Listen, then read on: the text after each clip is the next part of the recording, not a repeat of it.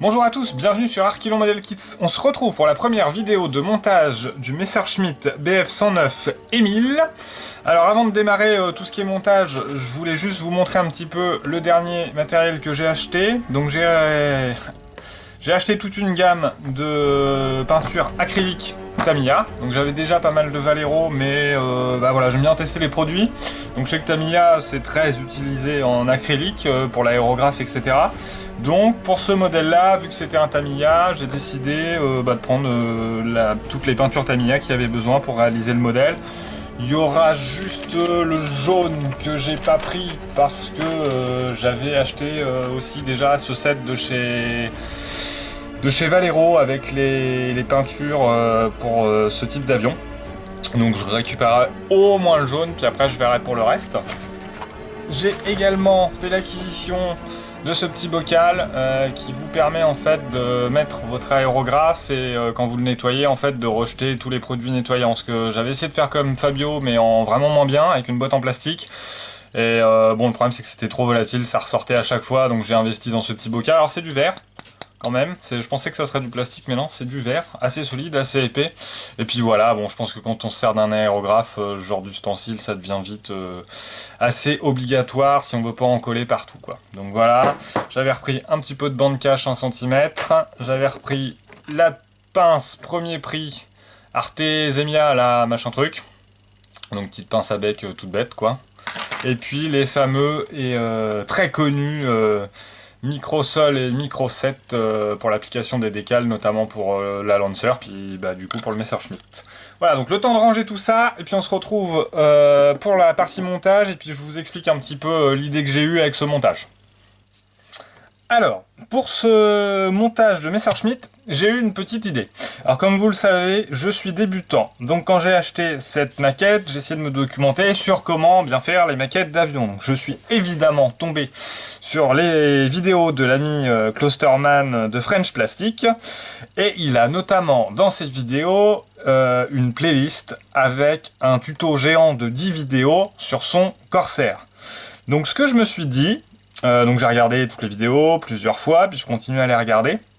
Et je me suis dit, ce qui pourrait être sympa, c'est de faire ce modèle-là. Alors, ok, c'est pas un Corsair, mais de prendre vraiment tous ses conseils, de suivre sa vidéo, et moi de réaliser les choses de la même façon. Comme au niveau du cockpit, à un moment, normalement il y a un décal, et Kloster fait le choix de ne pas faire le décal, et plutôt d'aller faire le cockpit à la main, etc. Et il explique, et c'est super bien fait. Donc l'idée que j'ai eue, c'est de dire, je suis débutant, je prends le tuto de Klosterman, est-ce que j'arrive à sortir, à la fin, un modèle, on va dire correct, parce que de son niveau, ça va être quand même compliqué, faut pas déconner, mais est-ce que j'arrive à sortir quelque chose de propre et de sympa grâce à son tuto? Parce que, pour l'avoir vu comment c'est fait et comment c'est très bien expliqué, je suis intimement convaincu que n'importe quel débutant, qu'il soit doué ou pas doué, doit pouvoir, en suivant bien son tutoriel, sortir un modèle vraiment assez propre à la fin. Donc je vous dirai, on aura la réponse dans XX vidéo. Donc moi pour ce montage là, au total, enfin de tout ce modèle là, je vais vraiment prendre mon temps. Je suis plus dans le labo avec la Lancer à faire trop de tests. Je vais vraiment regarder toujours bien les tutos de Kloster et réappliquer les mêmes choses sur mon modèle. Et puis donc j'ai plus ou moins un peu les mêmes produits, pas forcément sur tout, donc ça permettra aussi de voir d'autres produits, peut être sympa, voir si finalement les siens étaient mieux. Par exemple, tout bêtement, le vernis. Kloster utilise du MRP, Mr Paint. D'ailleurs, si vous cherchez sur internet, si vous cherchez MRP, vous allez galérer. Tapez direct Mr Paint, vous allez gagner 10 minutes. Moi, j'ai pas mal cherché. Et donc, ils sont assez compliqués à avoir, ces vernis-là. Il y a à peu près que 2 sites, quoi. Je vous les mettrai dans la description. Et voilà, moi là pour le moment j'ai pas pu en commander, c'est en rupture sur un des 2 sites. Bon, pour la partie cockpit où il y a du vernissage à faire, je vais le faire avec les vernis Valero, et comme ça on verra ce que ça donne. Par contre pour le modèle général à la fin, l'avion, je vais acheter du MRP d'ici là, parce qu'il paraît que c'est vraiment the must. Donc ce que je ferai, c'est que je vais vous mettre la playlist de cluster du Corsair dans ma description. J'en ai parlé à Clusterman et j'ai eu son accord pour faire ça dans ce sens-là. Hein. Donc je vais pas reprendre des vidéos de cluster, hein, attention. Hein. Je vais juste faire mon montage exactement, à peu près comme lui le fait en fait. Sur le même principe, avec le même pré-ombrage, les mêmes étapes, etc. Et voir si à la fin on sort un truc sympa. Donc l'idée lui a bien plu aussi, a priori. J'ai eu son accord, tout est ok. Donc voilà, l'optique, on part comme ça. Je sais pas combien il va y avoir de vidéos, mais sur celle-là, je vais reprendre mon temps. Si pour l'étape 1 qui est ici, il y a 4 vidéos, bah, il y aura 4 vidéos. Mais je vais essayer de faire un truc bien détaillé de ce que je fais. Je ferai sûrement quelques accélérations sur certaines phases, comme j'ai fait sur les autres vidéos, mais voilà. Maître mot, rigueur, organisation, je vais prendre le temps de me préparer à chaque fois, et puis faire bien les choses pour essayer de sortir le plus beau modèle en suivant le tuto de Cluster. Voilà pour le petit concept. Sur ce, je vais pas tarder à attaquer, on se retrouve dans 30 secondes. Alors, dans cette première partie, première étape du kit, il est question de monter tout le cockpit. Donc je vais vous faire un petit zoom quand même sur la notice. Alors en fait, ce que j'ai fait, c'est que j'ai bien réfléchi à comment j'allais ordonner mon travail. Déjà, je me suis fait une petite photocopie de la notice. Et si vous regardez, j'ai fait des petits traits de couleurs. Pour différencier chacune des couleurs. Comme ça, déjà, je sais à peu près combien j'ai de couleurs pour travailler sur cette étape 1 là.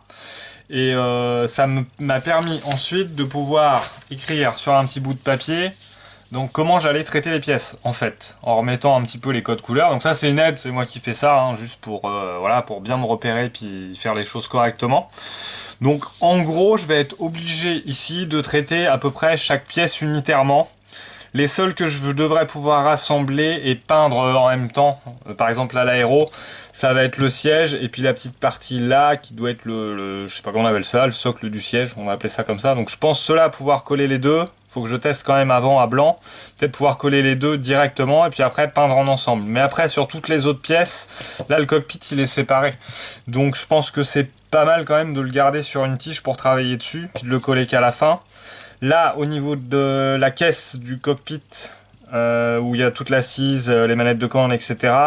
Le problème, c'est que là, le sol n'est pas du tout la même teinte, la même couleur que tout le dossier arrière et toute la partie qui est là. Donc je peux décemment pas tout... Déjà là, je vais avoir du masquage à faire en fait, à ce niveau-là, pour pouvoir peindre ce côté-là, et remasquer là pour pouvoir peindre celui-là après. Donc si je rajoute ça en plus, ça m'oblige à faire, même sans le cockpit, hein, ça m'oblige aussi à refaire du masquage de ce côté-là. Donc le masquage, c'est franchement pas le plus sympa à faire. Moi, je trouve ça un petit peu pénible et pas super intéressant. Donc voilà, je vais essayer de m'en éviter. Donc cette pièce là je vais la traiter toute seule, celle-là aussi, celle-là aussi. Donc ça on peut rassembler. Celle-là, vu que c'est du XF 63, je pourrais la coller directement. Mais le problème c'est que quand je vais masquer là, j'ai peur que ça me gêne pour peindre l'ensemble. Et après, être embêté pour manipuler la pièce puis l'abîmer. Donc je vais la traiter tout seul, tant pis. Et puis celle-là, il y a deux couleurs en fait. Il y a le XF63 encore, qui est le Gris Panzer, le XF63. Et les pédales, en fait, c'est du... Enfin non, je sais pas ce que c'est en fait. C'est peut-être pas des pédales ça. Bon, on verra. C'est une autre couleur, c'est un mélange de XF22 et XF49 qui correspond au RLM 02. En gros, c'est pareil, c'est du gris Allemagne plus du kaki. Donc je vais traiter ça aussi tout seul. Et pour le petit personnage, donc je vais le mettre dans son avion quand même, parce que j'avais dit dans l'unboxing qu'il allait s'ennuyer, mais je pense qu'il va s'ennuyer encore plus s'il reste sur sa grappe. Par contre, pour lui, je ferai une vidéo dédiée, où je ferai que le petit personnage. Parce que alors ça, j'ai jamais fait. Je me suis pas du tout documenté. J'ai un peu l'envie d'essayer de tout faire à l'aérographe. Donc, sauf peut-être le visage. Donc je vais voir, je vais y réfléchir, mais ça, je vais le faire après. Donc, déjà, pour démarrer, il va falloir dégrapper toutes ces petites pièces. Donc, première chose, avant de dégrapper, c'est de prendre votre grappe, de prendre un pinceau, un récipient pour l'eau, de mettre de l'eau dedans, une goutte de savon, liquide vaisselle quoi, et d'aller laver toute la grappe complète et la laisser sécher. Donc je vais faire ça et on se retrouve tout de suite après.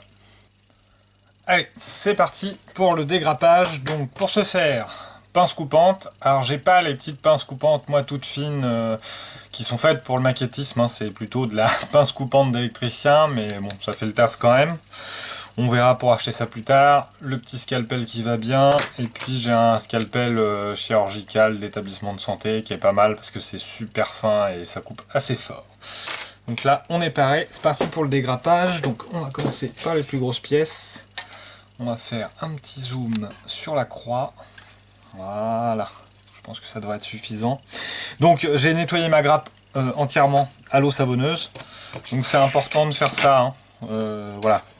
Comme tout, dans tous les domaines, plus vous travaillez propre, avec un champ dégagé, pas plein de bazar partout, et plus le travail est propre en fait. Donc toujours commencer par bien nettoyer sa grappe. Donc l'idée, c'est d'essayer de couper pas le plus près possible de la pièce là. Bon, avec ma pince c'est moins pratique, j'ai pas trop le choix, parce que si jamais je me loupe, je risque vraiment en fait d'aller abîmer ma pièce. Que plus je coupe loin, moins je risque de l'abîmer. Bon, sans aller dans la grosse partie là évidemment, mais... Vaut mieux le retravailler avec précision au scalpel que... Bon là j'ai pas trop le choix. Hein. Donc là je m'appuie sur les deux bords de la pièce et clac. Donc en voilà une. Mais dès que je vais pouvoir, je vais partir plus loin. Mais le problème c'est que vu qu'elle est arrondie, ma pince elle redescend forcément. Et on est parti.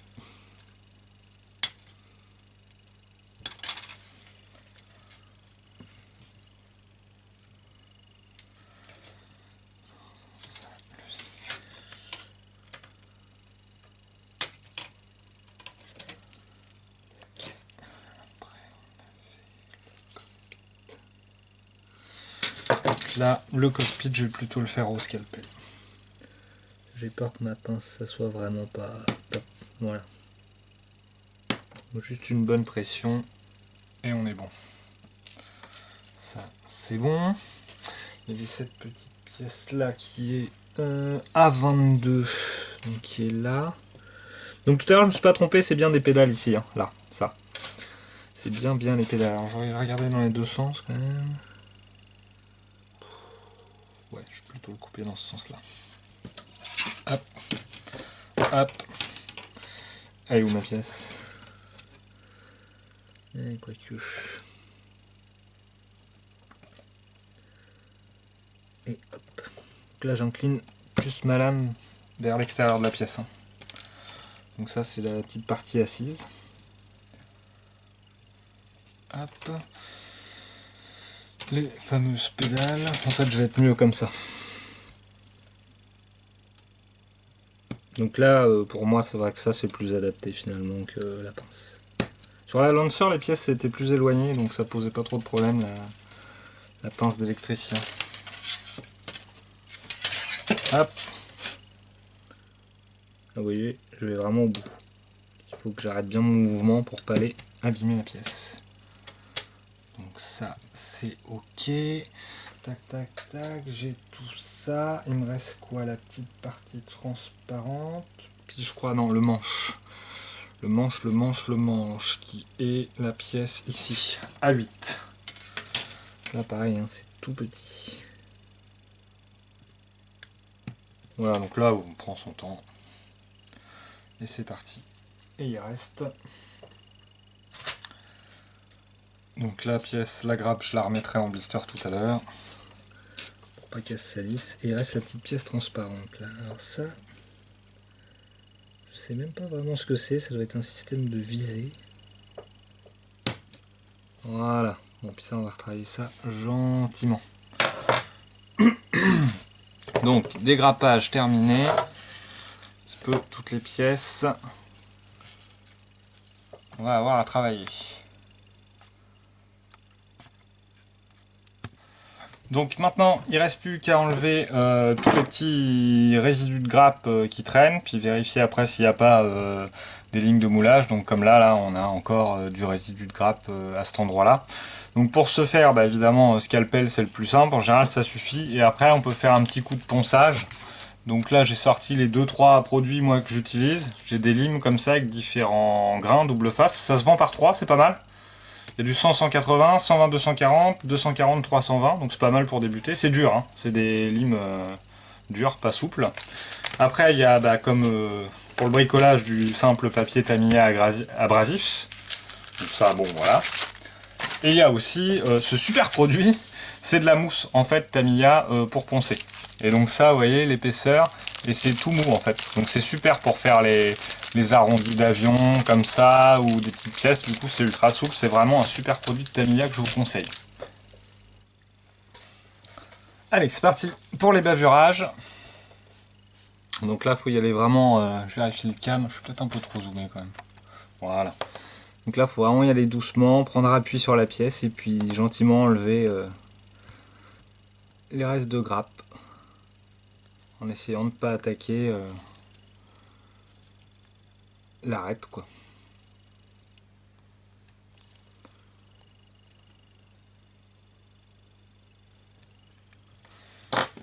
On passe un petit coup de ponçage. Alors là c'est du 2000, c'est un peu trop léger. Juste voilà, on sent pas d'aspérité, même si on voit encore. Après on peut passer la lame à plat pour gratter comme ça. Hop. Un petit coup de ponce. Puis on est presque bien là déjà.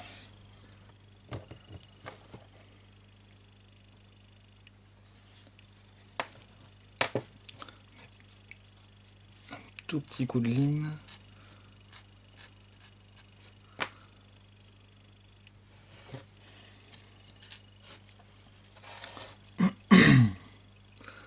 Alors là il y a les deux résidus de grappe et il y a ça à enlever, c'est mis sur la notice. Donc là, ça, hop là il vous indique hein, d'enlever, hop pardon, d'enlever les deux morceaux. Donc on peut pas trop se tromper. Ah est-ce que...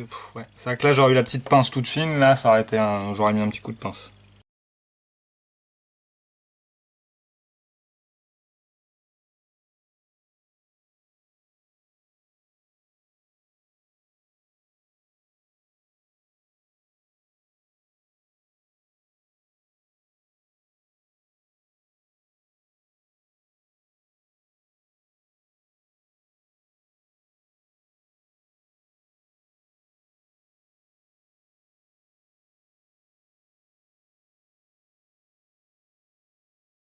On a terminé le dégrappage. Donc on a juste une pièce cassée que je répare, puis après je nous fais un petit montage à blanc.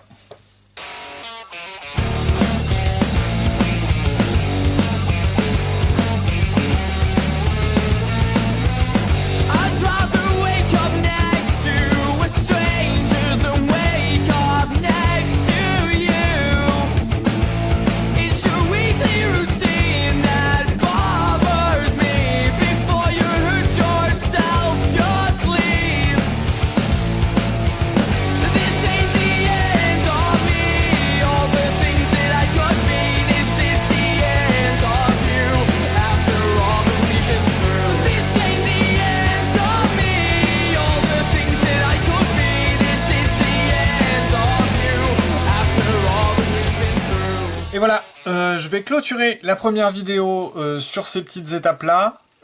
Simplement parce que on est déjà à 13-14 minutes sur le montage, donc ça me semble pas mal. Donc la première, pas trop de maquette, c'est vrai, parce qu'il fallait que j'introduise un petit peu le projet, voir ce que je voulais faire dessus, un petit peu tout vous expliquer. Sur la prochaine vidéo, par contre, là, on va faire toute la partie occupée de toute la peinture, là, aérographe, pinceau, etc. Donc faites chauffer les pots de peinture. Là, on va faire pas mal de trucs. Je m'excuse pour le dégrappage, parce que j'ai tout filmé.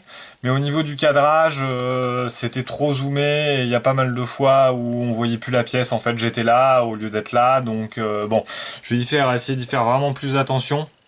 Pour les prochaines fois, je vais zoomer un peu moins, donc je vous présente toutes mes excuses pour ça, j'ai dû pas mal couper, donc on voit pas trop les grappages. Bon, j'ai laissé un peu au début, puis un peu à la fin, comme ça vous me voyez faire quand même. Bon, après je pense que la plupart des gens savent à peu près dégrapper, mais voilà, je tenais à le faire. Bon, voilà, j'ai eu une petite pièce cassée à un moment qui est la pédale, hein, donc là je vais casser mon montage à blanc, cette partie-là en fait, donc qui était assez fragile. Et voilà, il y a une des petites pédales qui est partie. Donc je l'ai recollé simplement à la Tamiya extra fine. Et puis là, c'est impeccable, ça bouge plus, c'est bien solidifié. Donc on va pouvoir continuer avec cette pièce-là. Donc voilà, si vous cassez au dégrappage d'une pièce, pas de problème avec les colles qu'on a aujourd'hui. Ça se remet tout seul. Voilà, donc il me reste à vous remercier infiniment pour votre soutien, pour tous vos messages en commentaire. N'hésitez pas à continuer, je me fais un plaisir d'y répondre. Puis ouais, je vous remercie encore beaucoup. Là, actuellement, on est à 149 abonnés, beaucoup de vues, beaucoup de minutes visionnées. Ça me fait super plaisir, ça me motive à mort. Donc merci infiniment. Et à très vite pour la deuxième partie.